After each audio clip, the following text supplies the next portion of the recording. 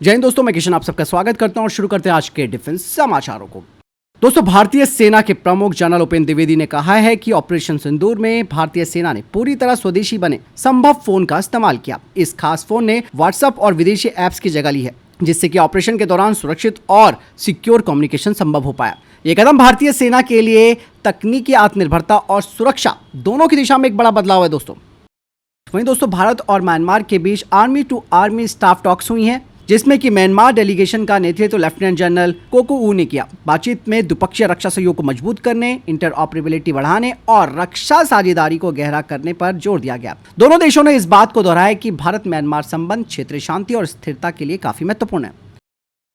इसके अलावा भारतीय सेना को अपनी ही बनाई हुई एक नई तकनीक के लिए पेटेंट मिला है और ये पेटेंट दोस्तों ऑटोमेटिक टारगेट क्लासिफाइंग सिस्टम, जो कि एआई पर बेस्ड है, उसके लिए मिला है। ये सिस्टम अपने आप रडार पर आने वाले टारगेट को पहचान कर उसकी पहचान और क्लासिफिकेशन करेगा। इससे इंसान की जरूरत नहीं होगी, जिससे कि सेना का काम तेज और आसान होगा। ये तकनीक कर्नल कुलदीप यादव ने बनाई है। ये भारतीय सेना के इनोवेशन की भावना, टेक्नोलॉजी में आत्मनिर्भरता को बढ़ावा देने की दिशा में एक महत्वपूर्ण स्टेप है। वहीं दोस्तों, डेटा पैटर्न्स, जो कि भारत की एक डिफेंस कंपनी है, उन्होंने अपने टैलॉन शील्ड जैमर पॉड को डेवलप किया है, जो कि इंडियन एयरफोर्स के Su-30 MKI फाइटर जेट्स पर टेस्ट किया जाएगा, जिसका बाकायदा उन्होंने ऑफर भी किया है और कंपनी ने इसे no cost no commitment flight trials के लिए देने का प्रस्ताव रखा है। दोस्तों, टैलोन शील्ड की बात की जाए तो ये खास I saw technology based self protection jammer pod है। दुश्मन के रडार सिग्नल को पकड़कर उनके खिलाफ टेलर मोड काउंटर मेजर्स ये देता है। दोनों विंग टिप्स पर लगाए जाने से ये 360 डिग्री जैमिंग कवरेज भी प्रदान करता है। इवन दोस्तों, पुराने रशियन सैप 518 पॉड की तुलना में ये हल्का, ज्यादा भरोसेमंद और भारतीय RWRS के साथ बेहतर इंटीग्रेशन के साथ होगा। और ये दोस्तों Su-30 MKI को ground based radar, airborne multimode radar और एंटी एयरक्राफ्ट आर्टिलरी से बचाने में भी सक्षम होगा। दोस्तों, अभी तक Su-30 MKI में पुराने विदेशी इलेक्ट्रॉनिक वॉरफेयर सिस्टम्स लगे हैं, लेकिन इसके जरिए ये निर्भरता अब कम हो जाएगी। टैलोन शील्ड जैसा स्वदेशी सॉल्यूशन दोस्तों एक कॉस्ट इफेक्टिव और कस्टमाइजेबल भी है। एक बार ये ट्रायल सफल हो जाते हैं तो पूरे Su-30 MKI फ्लीट में से शामिल किया जा सकता है। टैलोन शील्ड का ऑफर दोस्तों इस बात का इंडिकेशन देता है कि भारतीय इंडस्ट्रीज अब cutting edge electronic warfare technology को डेवलप करने और फाइटर जेट्स पर इंटीग्रेट करने में सक्षम हो रही है। वहीं दोस्तों, भारत और रशिया के बीच जो अतिरिक्त S-400 एयर डिफेंस सिस्टम खरीदने को लेकर बातचीत हो रही थी और इवन यहाँ पर S-500 को लेकर भी बात हो रही थी। ये बातचीत काफी तेज हो गई है, नेक्स्ट लेवल पर पहुंच गई है। लेकिन दोस्तों, यहाँ पर प्रॉब्लम आ गई है अमेरिका के कार्टसा के तहत पेनल्टी के खतरे को लेकर। यहाँ पर कहा जा रहा है कि भारत रशिया से एक या फिर 2 स्क्वाड्रन S-400 यूनिट्स ले सकता है या फिर S-500 को यहाँ पर कंसीडर कर सकता है। S-500 तो आप सबको मालूम है कि ये बहुत ही ज्यादा एडवांस एयर डिफेंस सिस्टम्स है। ये एक साथ 10 हाइपरसोनिक टारगेट्स को भी हिट कर सकता है। इवन दोस्तों, यहाँ पर अमेरिका का जो खतरा है कार्टसा का, आप सबको मालूम होगा कि 2017 में उसने रशिया से बड़े डिफेंस डील करने वाले देशों पर पाबंदी लगा दी। तुर्की पर भी उसने सैंक्शन लगाया। यहाँ पर भारत को अभी तक अमेरिका छूट देता रहा। रीजन था कि भारत यहाँ पर इंडो पैसिफिक में उसका महत्वपूर्ण पार्टनर है। लेकिन दोस्तों, यहाँ पर प्रॉब्लम पता क्या है, अगर हमने रशिया के साथ ये डील की तो आप समझ जाइए कि हमारा GF414 इंजन, जो कि तेजस मार्क 2 को पावर देगा और AMCA मार्क 1 को पावर देगा, वहां पर अमेरिका सैंक्शन लगा देगा। MQ-9B ड्रोन डील भी यहाँ पर प्रभावित होगी और इवन भारत के कई स्वदेशी प्रोजेक्ट पर इसका असर पड़ेगा। हालांकि भारत कहता है कि वो स्ट्रैटेजिक ऑटोनॉमी पर चलता है। हालांकि स्वदेशी प्रोजेक्ट्स पर भी काम चल रहा है, जैसे कि प्रोजेक्ट कुशा, इस पर भी काम काफी तेजी से हो चुका है। 2030 तक ही ये सामने आ पाएगा। तो कुल मिलाकर ये चीजें क्लियर होती हैं कि भारत का झुकाव रशिया की और अमेरिका के कार्टसा दबाव के बीच फंस चुका है। सवाल ये उठता है कि अमेरिका भारत को फिर से छूट देगा या नहीं, लेकिन मुझे तो लगता है कि नहीं देगा। जिस तरीके से 50% टैरिफ उसने हमारे ऊपर लगाया है, तो आगे भी बहुत कुछ कर सकता है। वहीं दोस्तों, LCA तेजस मार्क 1 प्रोग्राम को एक बड़ी राहत मिली है। दरअसल डेनमार्क की गवर्नमेंट ने अपने पहले लगाए गए एक्सपोर्ट बैन को हटा दिया है और एक बार फिर से भारत को dual use components engine change amplifier की सप्लाई करनी शुरू कर दी है और ये पार्ट GF404IN20 इंजन के लिए काफी जरूरी है, जो कि तेजस को थ्रस्ट देता है। ये दोस्तों पार्ट इसलिए भी इंपॉर्टेंट है क्योंकि इंजन चेंज एम्पलीफायर इंजन के वाइब्रेशन सेंसर से सिग्नल प्रोसेस करता है और ये इंजन की परफॉर्मेंस, सेफ्टी और डायग्नोस्टिक सुनिश्चित भी करता है और बिना इसके तेजस मार्क 1 एयरफ्रेम में इंजन लगाना पॉसिबल नहीं था।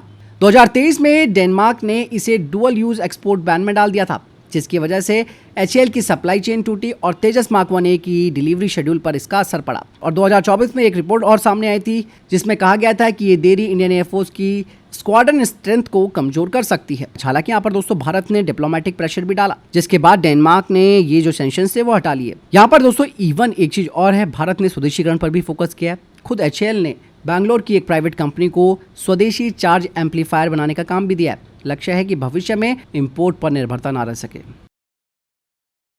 वहीं दोस्तों भारत ने अब अपने अनमैन्ड कॉम्बैट एरियल व्हीकल पर काम तेज कर दिया है और घातक प्रोजेक्ट आप सबको मालूम है इसे कहा जाता है, जिसे कि भारतीय वायुसेना और भारतीय सेना दोनों ही खरीदेंगी। घातक जो कि एक फ्लाइंग विंग डिजाइन जैसे आकार का है ताकि ये रडार की पकड़ में ना आ सके। इसमें स्वदेशी कावेरी इंजन का खास वेरिएंट लगेगा। शुरुआत में इसकी सबसोनिक स्पीड होगी, लेकिन आगे इसका सुपरसोनिक वेरिएंट भी आएगा और ये 4 टन के हथियार अपने इंटरनल वेपन में पर ले जा सकता है, जिनमें कि 100 बम हो गए, ब्रह्मोस NG मिसाइलें होंगी और भविष्य की हाइपरसोनिक मिसाइलें। रेंज होगी 1000 किलोमीटर से ज़्यादा।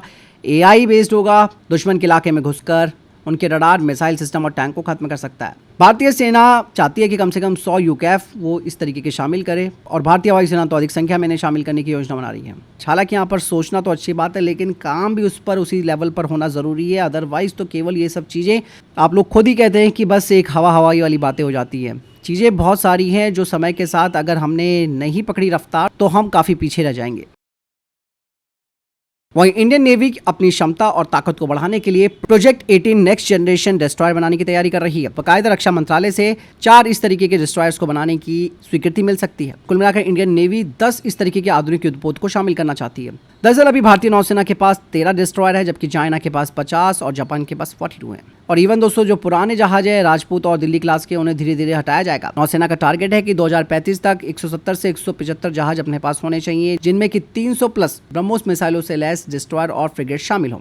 P-18 की बात की जाए तो इनका साइज 10,000 से 13,000 टन के बीच होगा। वेपन्स की बात की जाए तो इनमें 144 वर्टिकल लॉन्च सेल्स होंगे, जो कि ब्रह्मोस, हाइपरसोनिक ब्रह्मोस 2 और लंबी दूरी की क्रूज मिसाइलें और smart anti submarine systems launch कर सकते हैं। इनमें नया ISAR रडार होगा जो कि 500 किलोमीटर से ज़्यादा दूरी तक नजर रख सकता है। इवन इनमें एंटी बैलिस्टिक मिसाइल सिस्टम, आधुनिक इलेक्ट्रॉनिक वॉरफेयर, सोनार और ड्रोन्स, इवन पानी के अंदर चलने वाले UUV इसमें शामिल होंगे। कहा जा रहा है कि 4 से 5 साल में एक जहाज बन सकता है और इसके ज्यादातर हिस्से भारत में बने होंगे। मतलब साफ है कि P-18 डिस्ट्रॉयर भारत का जवाब होगा चाइना के बड़े युद्धपोतों को। वहीं दोस्तों चाइना से जुड़े ग्रुप्स ने फेक सोशल मीडिया अकाउंट्स और वेबसाइट बनानी शुरू कर दी हैं। ये अकाउंट्स ऐसे दिखते हैं जैसे कि असली लोग या न्यूज साइट्स हों। AI से बनाए गए नकली फोटो, लोगो और कमेंट से लोग आसानी से धोखा खा सकते हैं। खासकर कि युवा वर्ग को टारगेट किया जा रहा है इसके जरिए, ताकि आने वाले समय में उनकी सोच चाइना के पक्ष में हो सके। अमेरिका, हांगकांग, ताइवान जैसे देशों को टारगेट इस वक्त किया जा रहा है। मतलब साफ है कि चाइना AI का इस्तेमाल करके झूठी खबरें और गलत सोच फैलाने की कोशिश कर रहा है। वहीं दोस्तों नेपाल हिंसा के बाद भारत नेपाल बॉर्डर पर हाई अलर्ट कर दिया गया है। दरअसल नेपाल में लगातार प्रदर्शन हो रहे हैं जो कि बढ़ते जा रहे हैं। बाकायदा भारत ने नेपाल बॉर्डर पर कड़ा सुरक्षा अलर्ट जारी किया है। आशंका ये है कि कुछ लोग इसका फायदा उठाकर भारत में हिंसा भड़का सकते हैं। उत्तराखंड, UP, बिहार, बंगाल की पुलिस और SSB को हाई अलर्ट पर रखा गया है। बॉर्डर पर सख्त चेकिंग, चौकसी और पेट्रोलिंग की जा रही है। नेपाल के महेंद्रनगर और धारचूला बॉर्डर पर कर्फ्यू और टेंशन है। वहीं दोस्तों रशिया ने अब अपने 5th जनरेशन के फाइटर जेट Su-57 का नया और एडवांस वेरिएंट Su-57M1 पेश किया है। पहले जब Su-57 को दिखाया गया था तब कई देशों के जो डिफेंस एक्सपर्ट्स हैं उन्होंने इसकी क्षमता पर सवाल उठाए थे। उन्होंने कहा था कि अमेरिका के F-22 रैप्टर और F-35 या फिर चाइना के J-20 और J-35 जितना ताकतवर नहीं है, क्योंकि इसकी सबसे बड़ी कमजोरी थी पुराना इंजन और पायलटों के पास आधुनिक हेलमेट सिस्टम ना होना। लेकिन दोस्तों रशिया ने अपने इस Su-57M1 पर कई नई चीजें जोड़ी हैं। एक तो नया इंजन, अब इसमें AL-51F1 इंजन लगाया गया है जो ज़्यादा ताकत देता है और कम गर्मी पैदा करता है। इसकी वजह से प्लेन और ज़्यादा स्टेल्थ, सुपर क्रूज और दुश्मन के रडार से बचने लायक हो गया। इवन एयरफ्रेम और डिज़ाइन की बात की जाए तो इसका एयरफ्रेम और हथियार रखने की जगह को फिर से डिज़ाइन किया गया है ताकि ये ज़्यादा छिपकर उड़ सके। इसमें नया रडार लगाया गया है जो कि ISA N036 बेल का रडार है, जिससे कि पायलट एक साथ 60 लक्ष्यों को ट्रैक कर सकता है और 16 हवाई लक्ष्यों को मार गिरा सकता है। यही नहीं, आर्टिफिशियल इंटेलिजेंस सिस्टम से इसे लैस कर दिया गया है, जिससे कि पायलट और ग्राउंड क्रू को तेजी से मिशन डेटा मिलता रहेगा और तैयारी का जो समय है वो घट जाएगा। तो मॉडर्न हेलमेट्स की बात की जाए तो नया हेलमेट अब पायलटों को सीधा वाइजर पर सारी जानकारी दिखाता है, जिससे लड़ाई में बड़ी मदद मिलेगी। हालांकि ये अभी भी अमेरिका और चीनी सिस्टम जितना एडवांस नहीं है।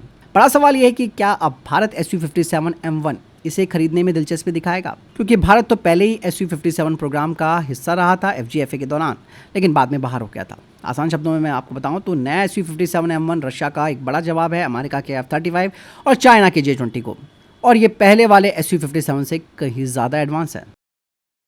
वहीं दोस्तों, इजराइल ने जब कतर की राजधानी में हमला किया तो इससे कतर ही नहीं बल्कि पूरे खाड़ी क्षेत्र में हलचल मच गई है। इजराइल ने तो यहाँ पर दावा किया कि उसके निशाने पर केवल हमास के नेता थे, लेकिन बमबारी से राजधानी हिल गई और कई धमाकों की आवाज वहां पर आई। कतर ने अब इस हमले को कायराना और इंटरनेशनल कानून का उल्लंघन बताया। कतर ने चेतावनी दी है कि वो अपनी सुरक्षा और संप्रभुता पर हमला बर्दाश्त नहीं करेगा। दरअसल इजराइल का करीबी मुस्लिम देश जॉर्डन भी इस बार कतर के पक्ष में आ गया।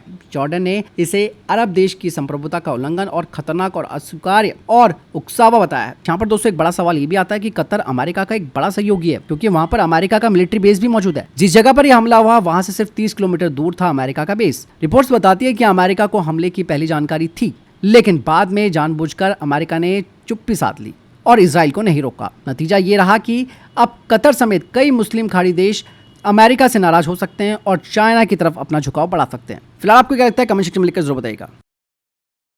वहीं चाइना ने J-35 career based stealth fighter jet पेश किया है, जो कि 6 मिसाइलों को अपने इंटरनल वेपन में ले जा सकता है। इसका जो डिजाइन है दोस्तों, उसकी बात की जाए तो इसमें फोल्डिंग विंग्स है, टेल हुक है, इंटरनल वेपन बे है जिसमें कि 6 एयर टू एयर मिसाइलें रखी जा सकती है। J-35 को शेनयांग एयरक्राफ्ट कॉर्पोरेशन ने बनाया है और ये चाइना के नए एयरक्राफ्ट कैरियरों जैसे कि फ्यूजान से उड़ान भर सकता है। डिफेंस एक्सपर्ट्स का मानना है कि इसका जो वेपन बे है उसमें PL-15 मिसाइलें रखी जा सकती है, जिससे कि लंबी दूरी की हवाई लड़ाई में J-35 को बढ़त मिलेगी। इसके अलावा इसमें PL-10 प्रिसीजन बम और भविष्य की लंबी दूरी के PL-21 मिसाइलें भी ले जाई जा सकती हैं। यहाँ पर बताया जा रहा है कि J-35 और इसका एयरफोर्स वाला वेरिएंट J-35A के कई सिस्टम्स और पार्ट्स एक जैसे होंगे। इसका फायदा ये होगा कि प्रोडक्शन तेज होगा, लागत कम होगा और नेवी और एयरफोर्स दोनों में इसका इस्तेमाल आसान हो पाएगा। वहीं दोस्तों, आज new space India limited, ISRO, in space और HAL के बीच एक टेक्नोलॉजी ट्रांसफर एग्रीमेंट साइन हुआ है और ये समझौता स्मॉल सैटेलाइट लॉन्च व्हीकल यानी कि SSLV टेक्नोलॉजी के ट्रांसफर के लिए हुआ है। SSLV को इसरो ने बनाया। ये एक तेज ऑन डिमांड लॉन्च व्हीकल है जिसे इंडस्ट्री आसानी से प्रोड्यूस कर सकती है। इसका मकसद है global small satellite launch market को कैप्चर करना। वहीं दोस्तों, पोलैंड ने अब नाटो के आर्टिकल 4 को लागू कर दिया है, जब रशिया के ड्रोन पोलैंड की हवाई सीमा में घुस आए और उसके बाद उन्हें मार गिराया गया। पोलैंड ने कहा कि यह हमारी हवाई सीमा का उल्लंघन किया गया है, यह आक्रामकता की कार्रवाई है जिसने हमारे नागरिकों की सुरक्षा को खतरे में डाला है। अब नाटो देशों के बीच दोस्तों इस मुद्दे पर एक इमरजेंसी चर्चा होगी। फिलहाल इधर तक के टॉप डिफेंस अपडेट। वीडियो के सामने कोई प्रश्न, जवाब या कोई सवाल कमेंट सेक्शन में लिखकर जरूर पूछ सकते हैं। वीडियो को लाइक और शेयर जरूर कीजिएगा। ख्याल रखिएगा अपना। जय हिंद, वंदे मातरम।